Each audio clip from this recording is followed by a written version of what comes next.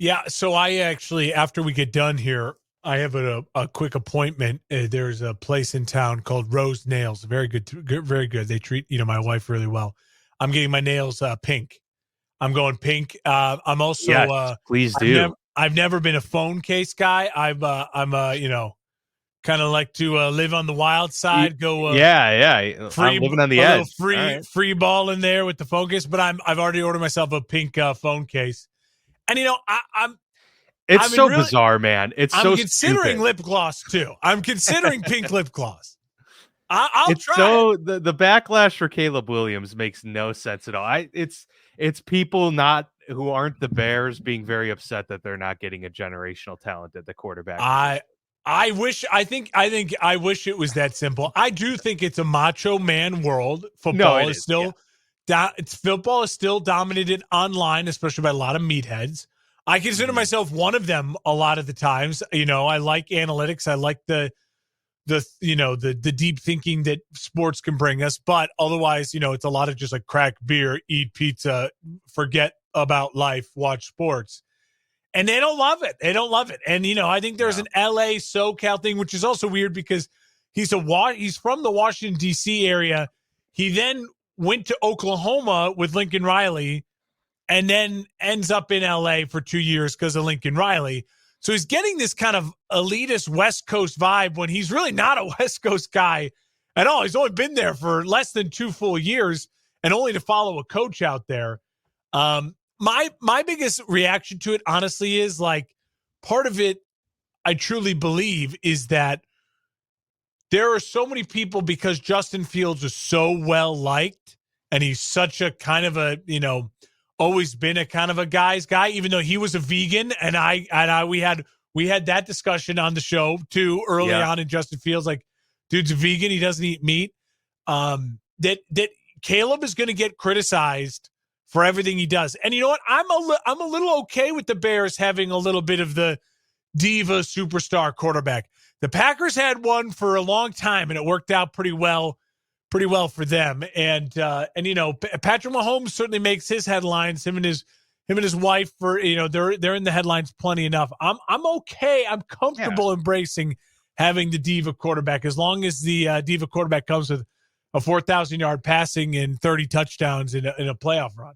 Yeah, I was gonna say Joe Burrow is a flashy dresser himself. Travis Kelsey, and they're two of the most popular, Yeah. players in the league right now. You go all the way back to Joe Namath on the sidelines and rocking it. So yeah, it's just a distracting narrative and whatever. I mean, people are gonna say what people are gonna say.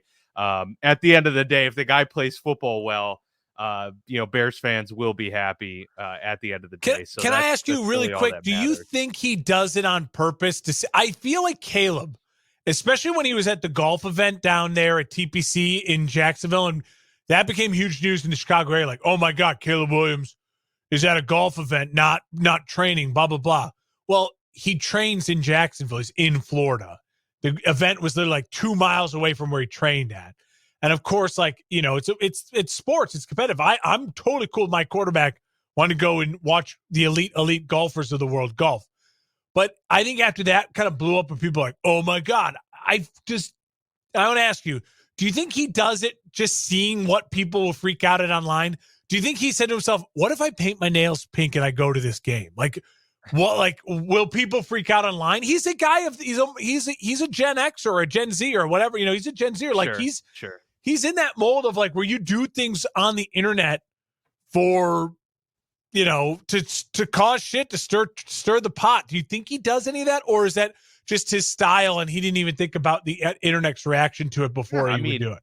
it might be a combination of both. It's hard to tell, right? It's hard to know what is inside someone's head. So I'm not going to speculate on his motives behind it, but I'm sure that could be a factor into it. I mean, especially, maybe after the first few times he did photo shoots and That weird dressed dress thing up he and stuff wore. like that. Yeah.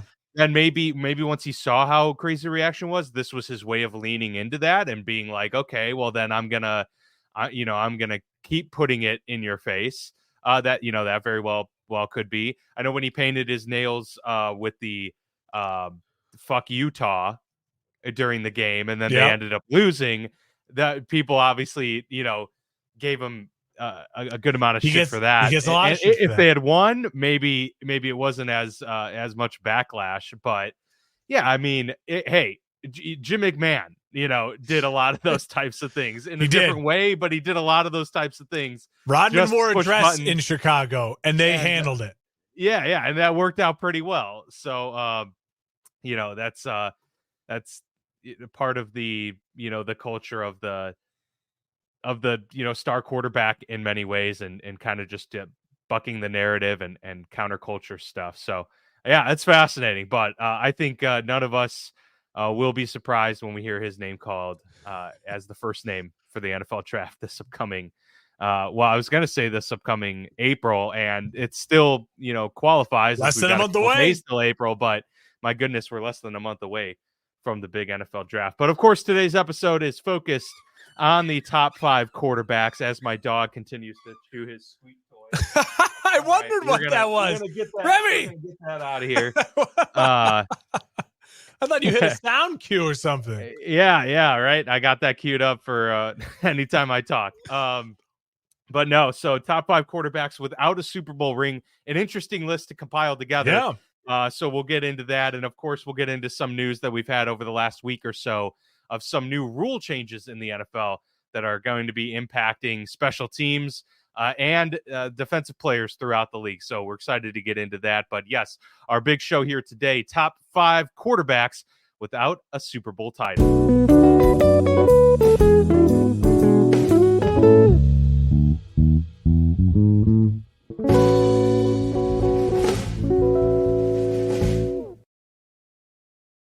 Two good people to put in that graphic. That's a good graphic there. I like that. I'm just saying, are both of them going to be on the list? We shall see. I only know my list, so I had to just put whatever I could out there. I think that we are going to have the same number 1. If we don't, I'll actually be quite disappointed, and I think there'd be a lot of explaining to do. But we were talking right before we went live here that it's very possible that we've got a different list outside of maybe one or two names. A lot of guys who didn't win a title. Yeah. And before we get into it, I think for me, one of the things that's interesting is when you rank the best of something, a lot of it is, well, this guy has a title, this guy doesn't. So when you're ranking all guys that don't have a title, for me, a little bit of it was like, well, it's kind of just preference at that point. You know what I mean? Because it's not like you can compare title to title. Like, how much weight do you put on playoff appearances? How much weight do you put on numbers versus how much weight you just put on, I like this guy's game more than I like that guy's game. And so there's a lot of names. A lot of guys did not win a Super Bowl title. Yeah, and there's a lot of guys, pre-1990 who aren't going to blow up the stat sheet at all, but you're like, well, they're, Hall of Famers or they're almost Hall of Famers, and how do we weigh that versus guys who, if they played in the 70s probably would have been a Hall of Famer, but so there's a lot of quarterbacks out there, a lot to parse through for sure. Before we get into that list, though, Mark, the NFL had its annual owners meetings, and a lot of the coaches and GMs were there on hand to speak and take that always funny picture of all the head coaches together. With some notable misses this time, Mike Tomlin, Sean Payton, a couple that weren't. No Matt Eberflus. No Matt Eberflus. But two big, things came out of those meetings. There's always a rule here or there that gets changed every year or added to, but a couple big ones implemented this year. First being the NFL kickoff rule, which is completely changed now. It's going to be just like the XFL or very similar, where they have 2 lines for each team. The line set up to block, the line set up to defend. And then they're going to have the obviously the kicker on the one side and the kick returner on the other side. If it's a touchback, it goes to the 35. So teams are now incentivized to kick to the returner and have them return the football. And then on the flip side, of course, the returner gets a complete head start, as nobody can begin running until the ball either hits the ground or is touched by the returner. So it's going to be a very interesting new strategy for these teams to implement. How are you going to attack this? How are you going to have a line of defense? Because if the returner breaks through that first line, there's nobody there. It's not a triangle like it was before where you could have tiers of defenders. Now it's going to be one line. And so, yeah, there's going to be some strategy involved to it too. I mean, your thoughts overall, obviously this now is going to, get the added consequence or effect of having multiple return touchdowns, something that's been missing for several years now. Yeah, I mean, the NFL over the last, 15 years or so has done a really good job of basically eliminating the kickoff. And now they're saying, hey, this, just like they did with the extra point a couple of years ago, we want this play to be exciting again. And it worked with the extra point. I mean, there's a missed extra point once a game, it feels like now. If you're watching the game, and it's crucial.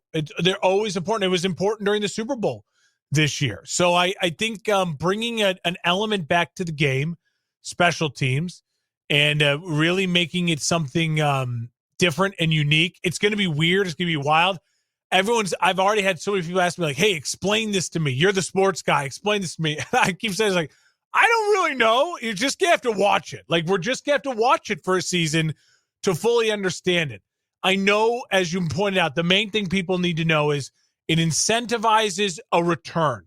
The returns will not have big collisions, but it also incentivizes your team, a team like who was it that just re-signed who just signed Cordell Patterson? The Pittsburgh Steelers. Pittsburgh Steelers. Like minutes after this rule was announced.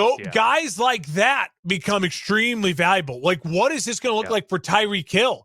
The Miami Dolphins, you know what I mean? Like, no one can start running until he touches the ball, and he's the fastest guy in the field.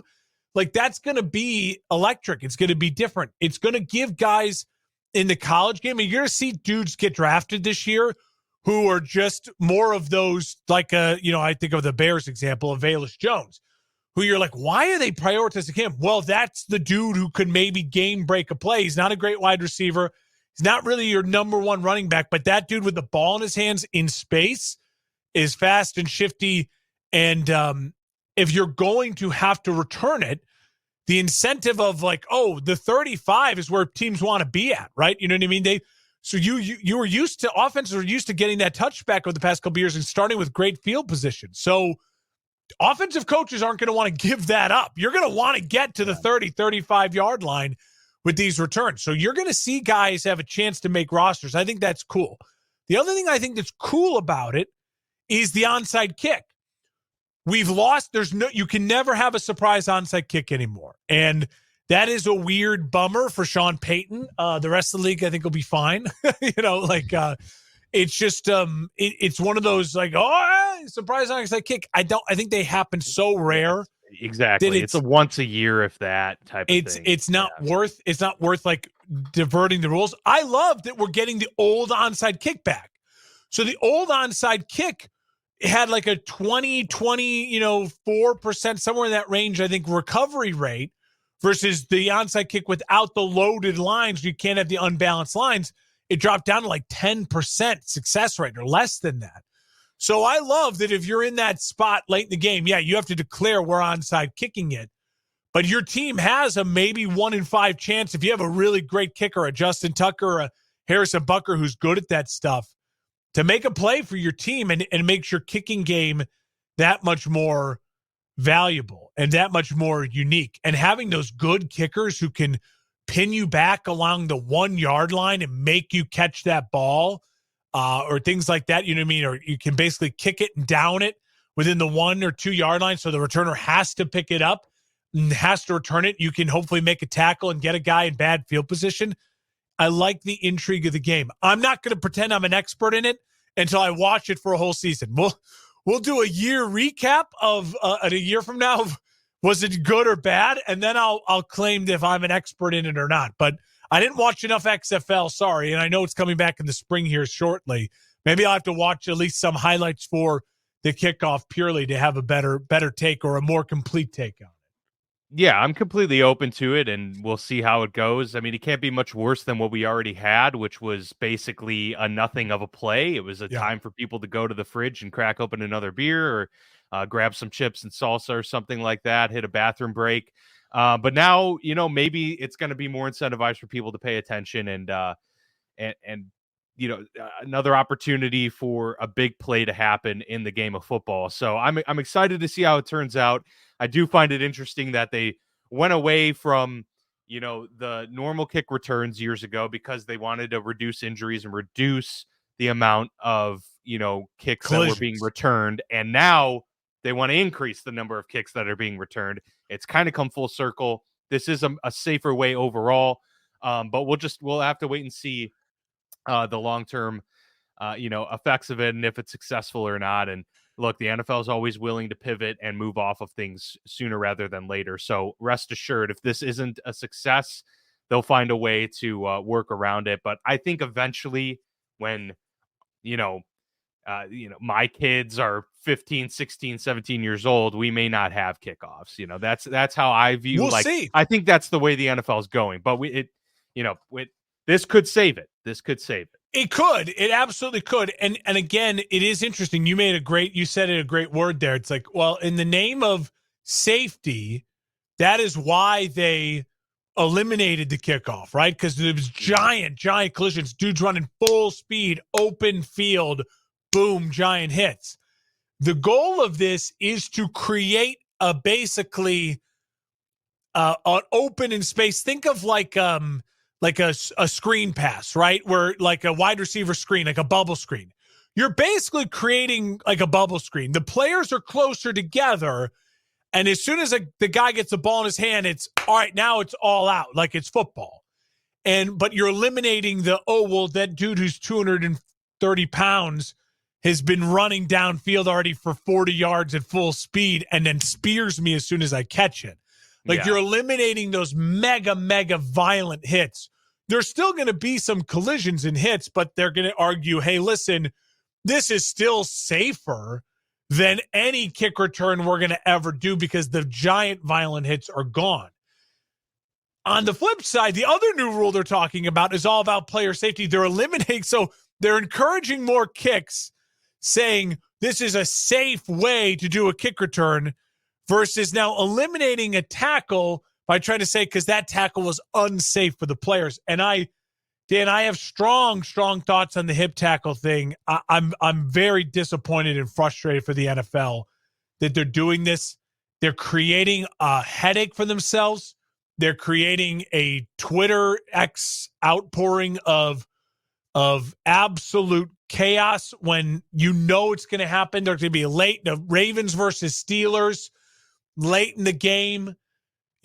Patrick McQueen makes a tackle on Mark Andrews. Is it or was it not a hip drop tackle, 15-yard penalty? Right. The Ravens drive extends. They go on to kick a field goal and win. That is going to happen. And the NFL did a really great job a couple years ago when they retweaked the catch rule to get out of the gray area of what is in a catch. It looks like they just opened the door back up for what is in a hip drop tackle. And that was such bad product for the NFL for a couple years. I worry that in the name of player safety, they've really just going to do themselves a PR nightmare. It's kind of, perplexing how this all came about because really I hadn't heard of the, labeling of the hip drop tackle before last season. Yeah. And it had some notable injuries based off of that. And Mark Andrews, to me, being the most obvious one of the bunch. It's been increasingly more difficult for defensive players to play their position. Obviously, the league wants to move into an offensive,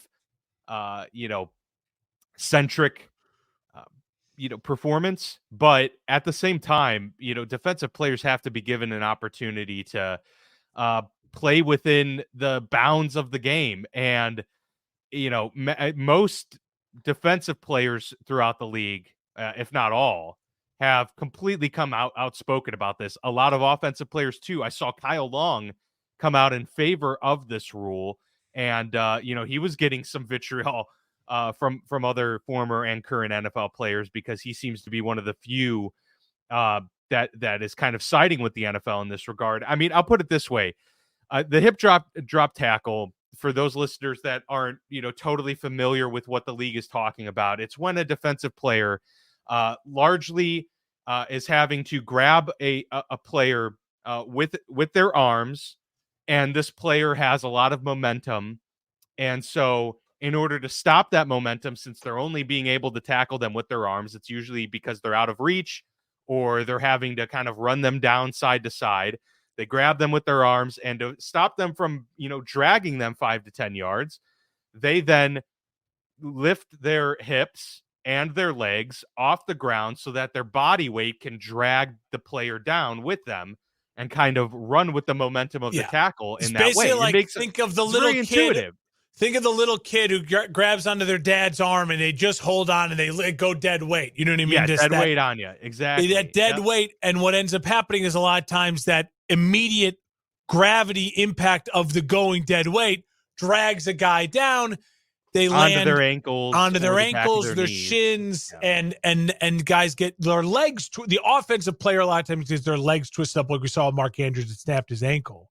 Yeah, and I mean you put it very well when you equated it to the catch rule from years ago, because that is what we're going to end up seeing here. Because while the league did outline specifically what they consider this to be, and that is wrapping your legs behind the player and then landing on their, the back of their legs, all the way down to their ankle, anywhere in that region. There's going to be instances where a player whips their legs around the front instead and lands like on the side of their leg. And then it's going to be, oh, well, okay, what's the interpretation here? Does the league say because they went around the front that it's okay? Yeah. Or does the league say, well, you still did the dead weight thing and you landed on the side of his knee, and that could still be, dangerous. I feel like they're going to have to come out with a very clear plan with the officials, and the same issue that we've talked about for years is going to come to, which is the officials are not NFL employees, and so the officials are not probably going to have proper testing and proper lengthy discussions about this until July, when they start getting ramped up, and it's going to be too late, and they're going to use the season as the test tube versus right now is when they should be doing it. Yeah, it's ugly. I'm not looking forward to it. It's to me it's also silly. Again, we had a couple injuries from it, but it's one of those things where how do you expect, a part of this is it's the tight end, right? The tight end's becoming such a big part of the NFL. Too big and fast, yeah. And you have these 6'6" Mark Andrews, 260-pound Mark Andrews, who runs a 4.5, and he catches the ball over the middle, and you're not allowed to just nail him over the middle anymore like you could when you in the Ray Lewis days and the Lawrence Taylor days. And now you have a 5'8", 200-pound corner who's got to try to tackle him. Like, what do you do? And I think the only solution at this point in time, if I was the defensive coordinator, is I would prioritize my linebackers saying, hey, you've got to wrap up and spin down and spin and throw down, keep your feet planted. Like, always keep your feet under you, right? Because if your feet are under you and you have your weight on your feet, they can't say you dropped your hips, right? You have your own weight. Try to do that classic whip throw down tackle, right? Or your other option is the first person to make contact, you've got to just hold on it. We've got to gang tackle the shit. You know what I mean? Like it's got to be gang tackling. It's the only thing. You can no longer ask safeties and corners to make open tackles on big wide receivers and tight ends. Running back, sure, go for the legs, hit him in the waist, about the same height, try to bring him down. But if you're on a bigger person, you've just got to hold on. And honestly, just go down to the ankles too. Try to get the ankles, hold on for dear life. I know it'll look silly, but then hope your linebackers and anyone else can come in and stop that momentum. It's an offensive leaning rule. I hate that it's a 15-yard penalty. I hate that there's gray area with it. And I hate that we're losing a lot of physicality in football. Football is a physical, violent sport. I get taking the things out of the game for the head, helmet to helmet, spearing, leading with the helmet. kickoffs where you got guys leading with the helmet in massive collisions, head-on collisions. You got to protect the brain as much as you can. Oh, we got to. I know. Now we got to protect the quarterback's knees. Now we got to protect the tight end's ankles. Like, that's really where we're at this point. It just feels. Well, and what about the defensive players? I wonder if this is going to now increase injuries on the defensive side, and because we're going to have to go with a lot of them do it because they can't. They can't. They're now going to be trying to lower their heads to go after the legs. And they're going to get kneed in the helmet a lot. They're going to get kneed in the head. And are they allowed to, still jump on the back of the guy if they fully jump up to make contact as opposed to wrapping, then losing, then going dead weight? Again, the gray area is going to be a nightmare. The NFL, I'll tell you what, Dan, they never cease to amaze us with. It's the best sport in the world. It's the most popular sport in the world, and they can't get out of their own way sometimes. It's just dumb. Especially Mark Andrews being the great example of, poor Mark Andrews. He came back. Like, he didn't even miss the whole season. He was back for the team's most important game. Yeah, right. He got injured, week 12, week 13, and was back for the playoffs.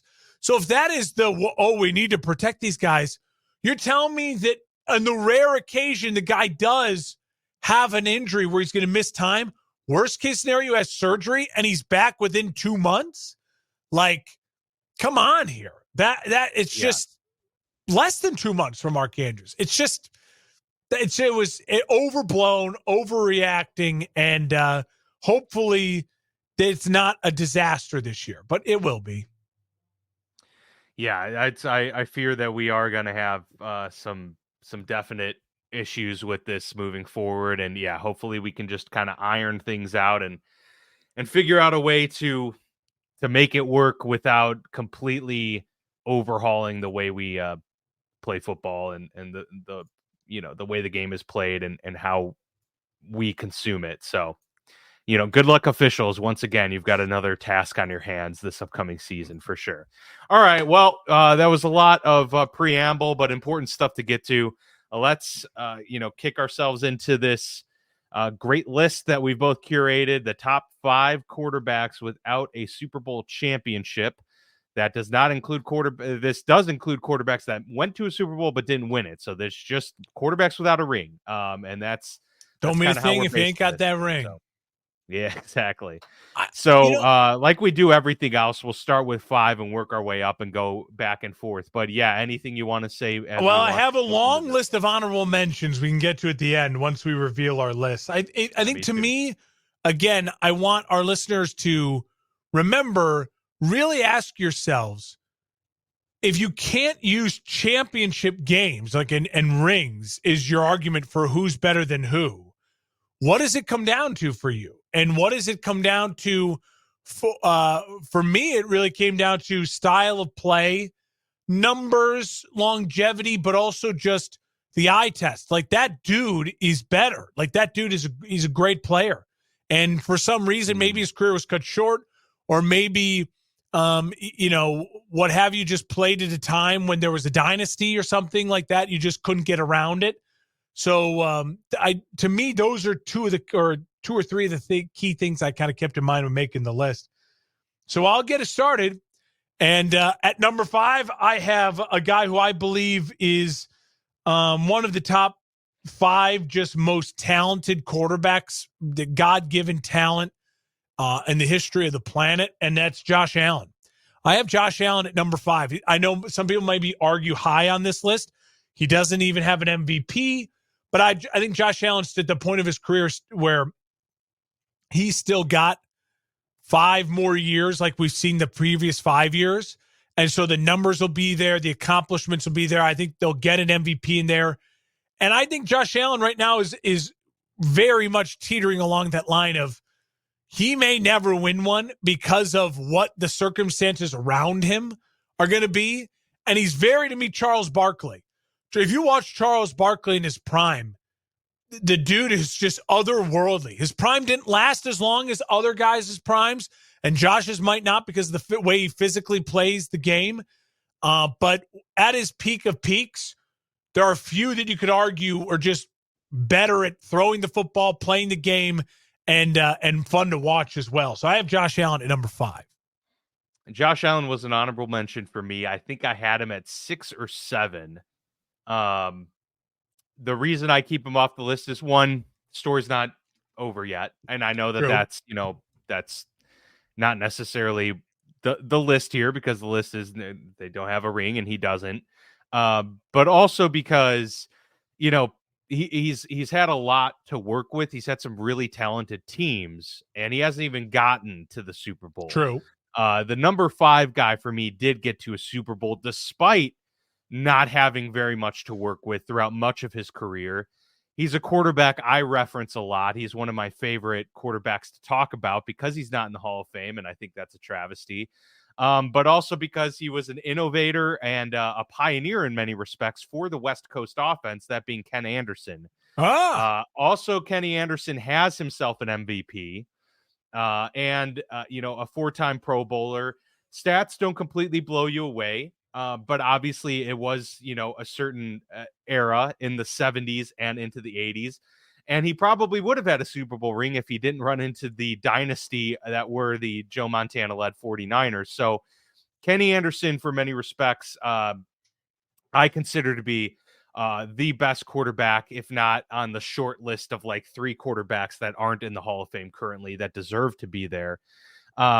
He did a lot for the sport. And I think what he did with the Cincinnati Bengals all of those years when they were pretty devoid of talent, and Ken Anderson, constantly, he was a winner. And he won a lot of games when it was very difficult to do so in the division he was in that conference, and just with what he had to work with. Plus, low key was a pretty good running quarterback. He had 20 rushing touchdowns in his career and almost 2,500 yards on the ground. So he was a little bit of a scrambler as well. But yeah, I think the MVP, the 2 All-Pros, elevated him over some of the other people that I have as honorable mentions who either didn't have an All-Pro, didn't have an MVP, or didn't even get to a Super Bowl. He checks all those boxes. And so for me, Ken Anderson is there at number 5. Yeah, no, Ken Anderson's an honorable mention for me, and I couldn't squeak him onto this list, mainly just because of the couple names I have, and I'm looking at the four next names. I just love their talent, and I just love and their accomplishments speak for themselves as well. Number 4 for me, Warren Moon. Warren Moon is one of those guys that when you go back and watch Warren Moon highlights, if you're our age or younger and you didn't watch him play live, go back and watch Warren Moon highlights, and you'll say to yourself, that dude in today's era would be like number 1 overall pick. Like he screams what the modern day NFL is all about.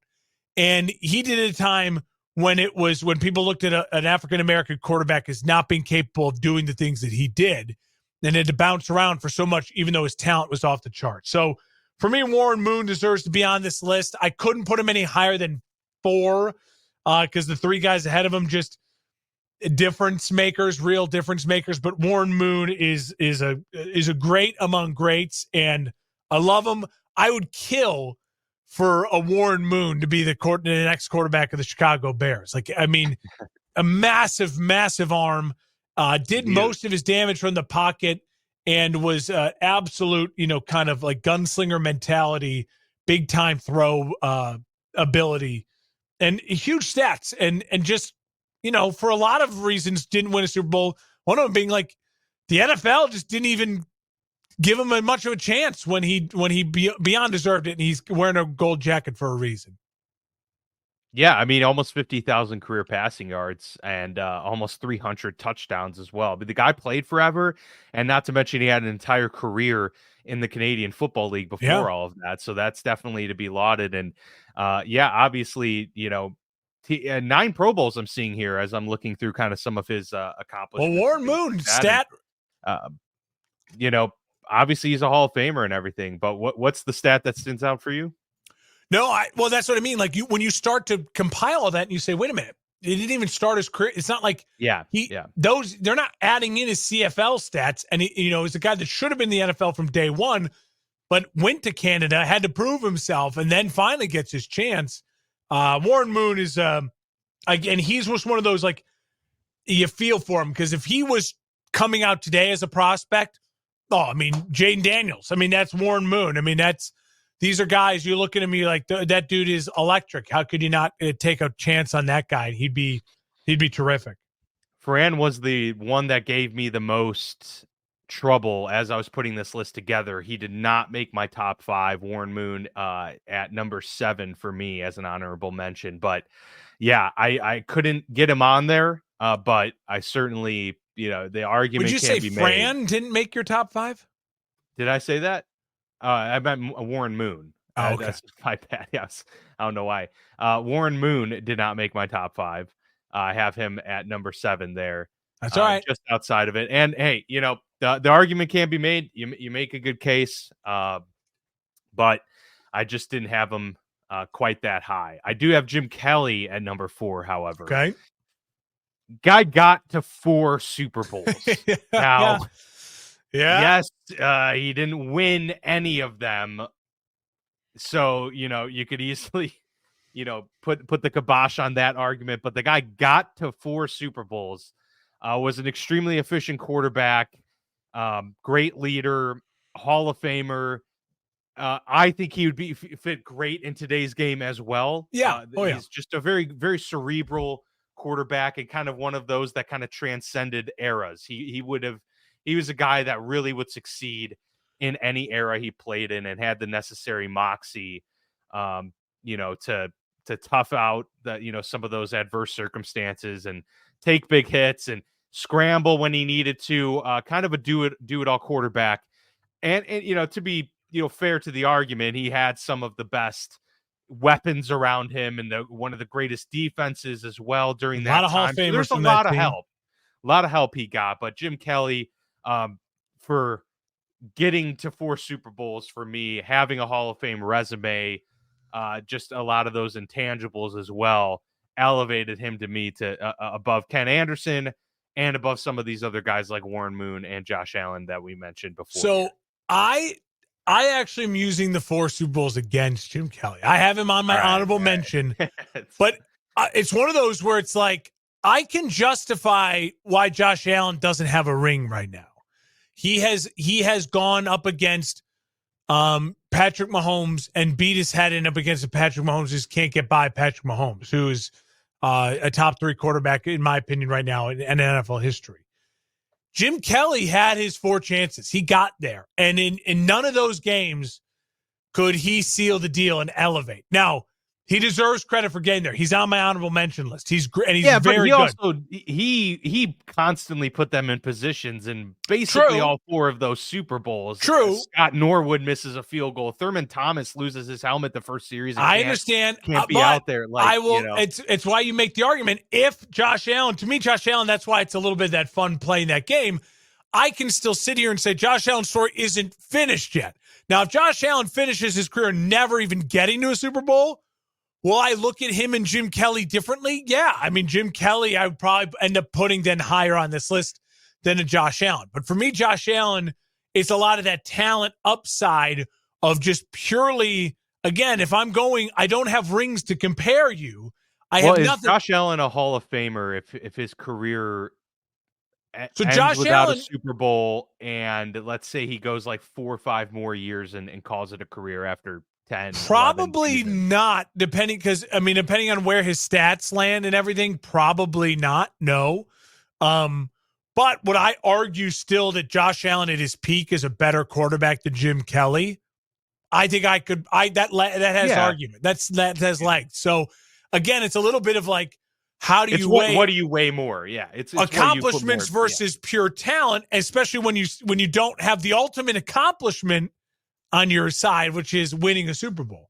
Fair enough. Number 3 for me, 2-time league MVP, Lamar Jackson. Lamar Jackson. Oh, wow. All right. Lamar Jackson is a 2-time league MVP. 2-time. He is the greatest running quarterback of all time.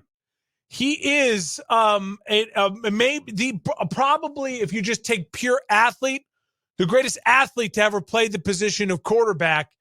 And he is now got all the pressure in the world of being, to me, in the category of one of the top guys who doesn't have a ring. You can win two MVPs in the Mahomes era. And you don't even have a Super Bowl appearance. So that's where, again, I weigh the upside of the talent of Lamar Jackson, right? He can win 2 MVPs while Mahomes is also in his prime. They're in the same prime. Mahomes has 2 MVPs. Lamar has 2 MVPs. Same prime, right? Competing against each other head to head. And yet one guy's got the rings, one guy doesn't. And Lamar is that talented. Lamar is that special. And he's building a hell of a resume for himself. And the only thing missing right now is playoff success and Super Bowl success. And so for me, I look at that and I say to myself, he has accomplished with the multiple MVPs so much more than so many of these other guys in that realm of accomplishments. And then I look at him and I compare him a lot to, guys we've mentioned so far, and I don't want to spoil some other names in the list, but I just think Lamar Jackson's talent level is insane. It's just off the charts, immeasurable. But he's also on a shorter timer. Like we both, though, I think, would agree he doesn't have 10 more years in this league. His leash seems even shorter than Josh Allen's, where Josh Allen, you feel like he could play 8 more years. I don't think Lamar Jackson's playing in 8 years. And so in order to stay at this point in the list or move up on this list, obviously you don't want to be on this list. You want to win a ring. I could see Lamar Jackson winning another MVP. He's just that good during the regular season. He puts up eye-popping stats and numbers, and he's in a system that allows him to flourish. It just doesn't translate to the postseason success. See, this is where we start to get off the rails a little bit, because this is how I'm viewing this argument. To me, it's almost like hearing you say, well, Mike Trout is better than Ichiro Suzuki. And so, Ichiro, did he win a title? No, I don't think Ichiro. No, the Mariners. He never won a title. So I would say Ichiro has way better overall career. Well, it's start and finish together. Yeah. Even if Mike Trout is a better talent at the position or at his respective position and is a powerhouse and has his MVPs, Ichiro career wise. So that's why Lamar's played 86 games. I get that he has the talent, 2 MVPs, but to say he's also accomplished things with 2 MVPs. Well, so yeah, and so has Trout. But I would still say, if I were to say, if Trout ends his career without a championship, I would still put Ichiro ahead of best players not win a championship. I would still in my personal opinion, I would still put Ichiro at that point, because Trout was a little bit more inconsistent, and so I understand the argument, but I do feel that it's hard to compare current athletes with ones, especially if we look 50 years ago. If we were comparing Larry Bird, if Larry Bird never won a championship, to Wembanyama. Okay, Wembanyama's probably better overall because he's the athlete right now, but it's Larry Bird if Larry Bird never won a championship. I'm not gonna throw willy-nilly in there. Joe Burrow's an honorable mention, but he has not accomplished nearly what Lamar's accomplished. He got to a Super Bowl, but Lamar's got 2 MVPs, right? So even though I think and I do think Joe Burrow right now is a better quarterback, but to me, that's why it's an interesting debate, because there's a lot that goes into this, right? It is. Because let's just say this. If Lamar was on there instead of Jim Kelly and or Ken Anderson that I put there, I wouldn't have any issues. But the fact that there's 3 names that I feel very strongly about here in these top 3, and knowing that they can't all 3 be on your list, makes me very I'm excited confused. to hear your 3. And maybe I missed, maybe I whiffed on someone, but I might have an argument against that person. My big thing is, for me, it came down to, all things aside, if I'm starting my franchise with the list of the guys who don't have a ring, right? I got to take into account some of them have a complete career, some of them don't. And I take into account all these different things. To me, Lamar Jackson is an insane talent. He's an insane athlete. His upside is a 2-time league MVP right now. You know what I mean? And his downside is Patrick Mahomes. Like, that's his downside. Like, his downside is very light. Like, his downside is Patrick Mahomes. Like, Josh Allen's downside right now is Patrick Mahomes. And so I look at Jim Kelly and I think the dude has an incredible career. He's a Hall of Famer. He deserves to be in the Hall of Fame. I'm not arguing against that. But was he at his peak a league MVP? Was he at his peak, you know what I mean, like a Super Bowl caliber winning quarterback? I still think Lamar Jackson or Josh Allen could be a Super Bowl caliber winning quarterback and eventually be off this list, right? Like, so part of that is that's where it's hard. Maybe if you would have eliminated like current players, then I think, but these guys are currently Lamar. No, but that's Jackson, what makes it an interesting conversation. Like Lamar Jackson, if he retires tomorrow, I think you have a hard time keeping him out of the Pro Football Hall of Fame. He's a 2-time league MVP. It's not just a flash in the pan, Cam Newton, 1-time MVP, which Cam's on my honorable mention list. But you know what I mean? Like that's why I love this. This is such a fast, because when you talk about greatest quarterbacks of all time, it's really hard to argue against. He's got more rings. Like, the dude just won. He won. But these guys, none of them won.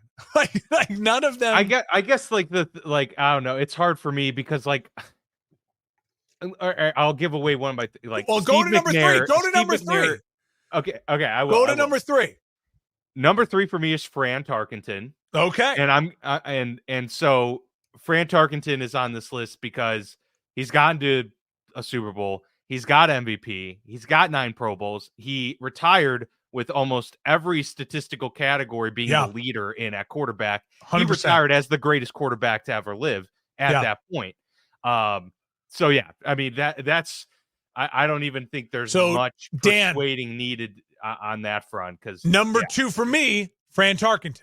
Okay. So like so I'm 100% with you. Like Fran is he belongs in the top. He belongs above all these guys. Like Fran is, and again, for our younger viewers who don't know Warren Moon or Fran Tarkenton, just watch those highlights. Like, you watch a Fran Tarkenton highlight and you tell me that dude couldn't right now, if he was a senior at Clemson, he wouldn't be talked about as like oh my God, that dude would be absolutely talked about as a top 5 pick and be excited about the future of his career. Like Fran was special. Fran was different in the era he played, and almost to his own detriment. Like, he was so unique in the era he played, it almost, maybe you could argue, prevented him from getting over that hump. Also, those Vikings teams had some really tough luck, like those Bills teams.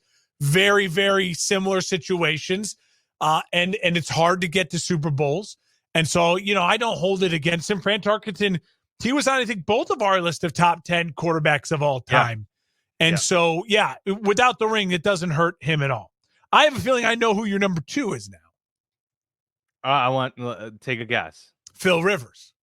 It's not. No. Oh, okay. Who do you go to? Dan Fouts. It's Dan Fouts for me.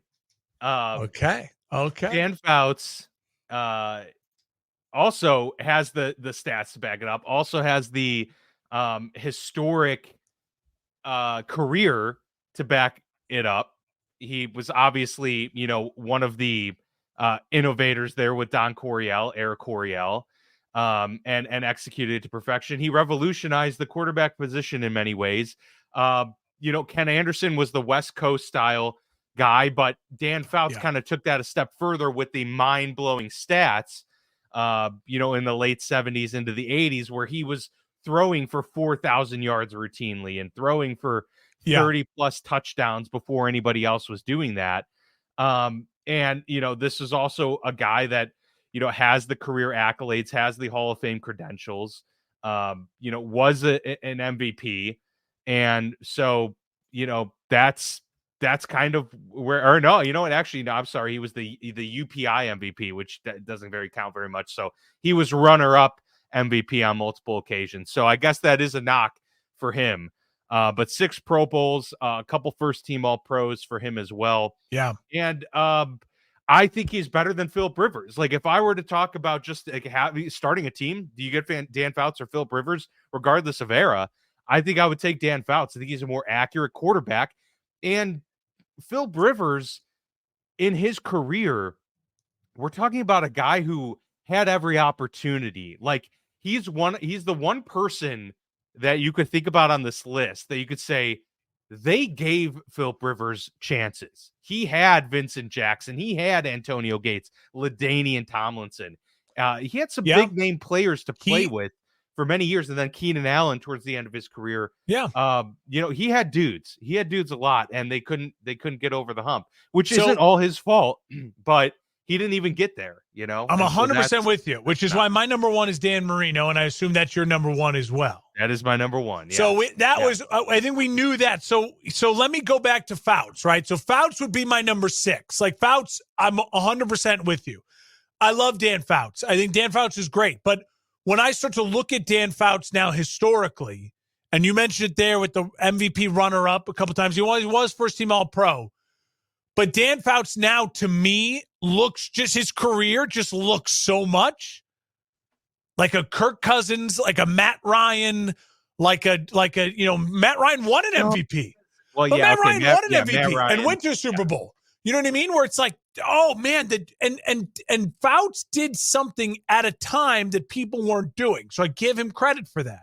And that's cool. But in today's game, Dan Fouts is Kirk Cousins. Like, he really is. He's like Kirk Cousins. He really is. He's kind of undersized, extremely accurate, and wouldn't turn the ball over much. But beyond that, as far as just like the explosive athlete person I want, blah, blah, blah, blah, blah. Like, I struggled with Fouts there. Like, I just look at, I'm like, do I want Lamar Jackson or Dan Fouts? Like, I'd take Lamar Jackson. Do I want Josh Allen or Dan Fouts? No, I'm gonna take Josh Allen. Fouts, again, has the career accomplishments of someone who is absolutely a Hall of Famer, especially what he did at the time he did it, which was different. But I do think Dan Fouts in today's game is Kirk Cousins, and he would drive us all crazy. We'd be like, it's possible. I like him. He's good, but can you win a game with Dan Fouts? Can Dan Fouts get you to the Super Bowl? That's what Matt Ryan's big problem was. And he had the one pop year with Kyle Shanahan, and everything else was just some empty numbers and a lot of 8, 9, and 7 win seasons for Matt Ryan. So Marino, Marino doesn't need us to give him his flowers. We all know Marino's definitely one of the top number 5 one quarterbacks of all time. He is the greatest. When you talk about just the statistical quarterbacks, he's the guy. I'd want Dan Marino starting for my team over any of the guys we've talked about today. Don't have a ring, period, point blank. Marino in today's age would be Patrick Mahomes. I truly believe that. I mean, you watch his game, gigantic, a little less mobile, but yes, I agree. Gigantic arm, extreme. He's very Joe Burrow with I think a better arm. Yeah, like squirmy, mobile, fearless, flashy, special. I mean, kind of Brett Favre-ish in his own right as well. Marino is great. He's fantastic. But this list is just such an interesting debate. Guys I really like: McNair, Rivers, McNabb, Matt Ryan, Jim Kelly, Ken Anderson, Fouts, Cam Newton. Those are my other guys that I think deserve to be in the conversation, but I just couldn't find them room in the top 5. Yeah, it was hard. It was hard to find room in the top 5. My argument for Fouts, I think, and it kind of goes along with the Fran argument too, is, it's so hard to compare because you can compare them against current players and say, well, would Fouts outperform Josh Allen in today's game? Probably not. But that's also not entirely fair, because would Josh Allen survive the era of, even the 80s and 90s?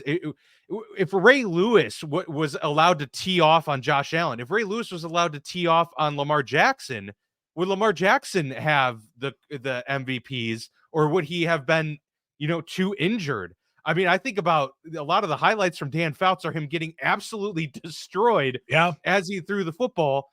And, availability was a big part of these guys' No, career. Like and Fran see, Tarkenton rarely ever got hurt, and he was a guy that was running for his life all the time. I'll support your argument in the sense that I agree. If you put Kirk Cousins in Dan Fouts' era, he wouldn't be Dan Fouts. But I think Dan Fouts in this era is Kirk Cousins. Like, does that make sense? No, yeah, I get what you're saying. I do think Lamar, Lamar would struggle probably. You're right, in 80s and 90s and 70s football. Lamar would still be extremely electric. There's no question about it. He would be. He might get banged up a lot. Yeah, but I do think Josh Allen could survive. He's so big and strong. I think his game would, because remember, most quarterbacks in the 80s and 90s and 70s, you wanted 6'4", 240 pounds. You had a bunch of Jim Millers running around. The old Bears quarterback. You're like, the guy's immobile, but he's big and strong. He could take a hit in the pocket. That's what it was. That was quarterbacking. Hand the ball off 30 times and then throw a deep ball off a play action and take the hits. Like, that's what you wanted from your quarterback, which is why Fran was so special and different and unique, which was why Dan Marino was so special and different and unique, which is why Warren Moon didn't even make it to the NFL until he proved it and he could do it in the CFL, because guys looked at him and was like, well, African-American guys don't usually do this, so we're not going to give you a chance. And so it's that weird converse, back and forth argument. It's a fun, fascinating argument. It is. I'd love to hear some of our listeners' lists, because I'm not going to fight too hard on it. I totally get why you did what you did. I just also want to justify why I did what I did. What I mean? Yeah. So recap your 1 through 5 real quick. Josh Allen, Warren Moon, Lamar Jackson, Fran Tarkenton, Dan Marino. Okay, 5 through 1 there. Just so 5 for me is Ken Anderson, 4 Jim Kelly, 3 Fran Tarkenton, 2 Dan Fouts, and 1 Dan Marino. You give more weight to the completed career and the accomplishments, which I totally get. For me, I just think about, it's the way I approach my top 10 too, which is why you got mad at me, because I had Staubach way lower than you, of just the raw talent thing. It just gets in my eyes. I trust you. Just and I understand that too. I mean, I had Patrick Mahomes on there, and Josh Allen will probably be in there at some point. I don't think I had him in that one. Josh is in an interesting point of his career. So is Lamar, where these guys could easily fall off this list pretty quickly too if their careers fizzle. Because like Russell Wilson, imagine if Russell didn't win that one ring. If we were doing this 2 years ago, I'd probably put Russell Wilson on this list. And look how quickly things fell apart for him. Yeah, very true. They're benefiting right now from the fact that the rest or Michael is still, Vick. I mean, is Vick more talented than Steve McNair? Probably, but the totality of the career, because both their careers are over, I'm going to favor McNair. Right. He's got the MVP. You know what I mean? He made it to the Super Bowl.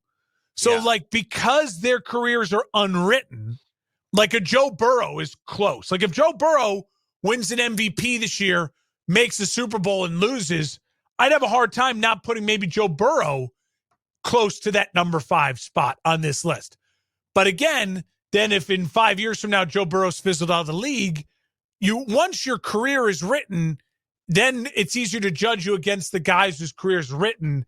For Lamar and Josh, I could easily see them both getting one more MVP, Josh having 1, Lamar having 3, and still being ringless in their career because of Patrick Mahomes and deserving spots in the top 5. That makes sense. It's kind of, I'm projecting out in that way. No, that's true. That's true. I don't disagree with that notion at all. It's fun. It's there's a fun a lot debate. to be written for it sure. It doesn't matter. No, it doesn't. There's no March. consequences. It's the end of March on a football podcast. Yeah, exactly. Give us some leeway here as we sift through the content. This is what guys love to do, just saying names. So just saying names. We just love talking about names. No, and lists. Guys. Lists are incredible. Lists are guys. awesome. I don't think they still do them. The NFL top 10, those 30-minute specials, man, those were awesome. And they're available on YouTube for free now. I often, go back and watch the heck out of those. And the great thing is that they evolve. Like every 10 years, you can revisit those and make a completely different list, which is why I think they need to bring that show back, because there are a lot that need to be updated and include some. We're gonna do some new names. Well, I'm gonna put our money where our mouth is. This is we were talking before we started recording, kind of like what our schedule should be. April 8th is when we should do the top 10 players from 2000 on. Yeah. Okay. All right. Yeah. We were talking about we kind of have a window there. The top 10 players. We want to do a draft preview, an early draft preview next week, and then we'll get more into the draft as we get later in April. So we're kind of looking at April 8th. What should we do? I think that's what we should do then. Again, just lists and names. Because if you think about guys who started their career either 98, 99, or 2000 and on, I'll give little late 90s just because. Yeah, guys like an Urlacher, Ray Lewis, or Manning, for instance. The majority of their career was the thousands or on. Players who would have been eligible not for the all 90s team, but all eligible for the aughts team on. Because it was inspired by Aaron Donald retiring. Where do you put Aaron Donald amongst not only the greatest of all time, but the greatest of the last 23 years? Yeah, that'll be an interesting conversation too. It is going to be fun. Defensive and offensive players. We have the whole room. That's some special teamers. I don't know. Is Matthew Slater going to make an appearance on that? Well, and that's where rings do matter versus, to me, rings don't a little bit. You know what I mean? Yeah. And especially if you were integral in winning a ring. Like if you were a Super Bowl MVP. Yeah.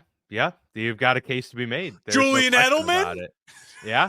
Julian Edelman. I love it.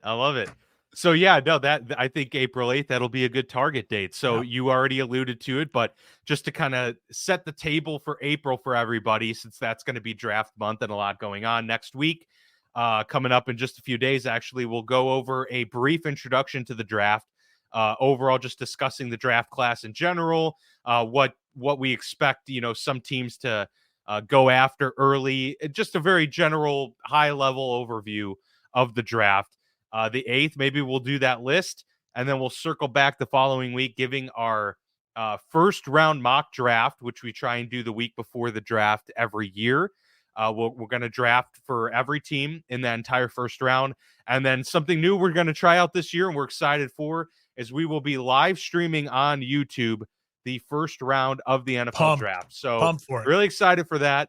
You'll get to kind of watch it along with us and discuss. We'll be if we have people, watching live with us that want to interact, that'll be the time to do it. And we'll get to talk with you and discuss some moves that are being made in real time. So excited for that. The first round of the NFL draft, that'll be happening on April 25th, the day that the NFL draft officially launches there on a Thursday. So a lot to look forward to, a packed April. We'll get excited for that as we kind of get into the more down months of May into June. And then before you know it, we're talking about training camp and preseason and off and running. So excited for it. Appreciate having you all here with us. As always, like, subscribe, hit us up on YouTube at FB Launch Pod.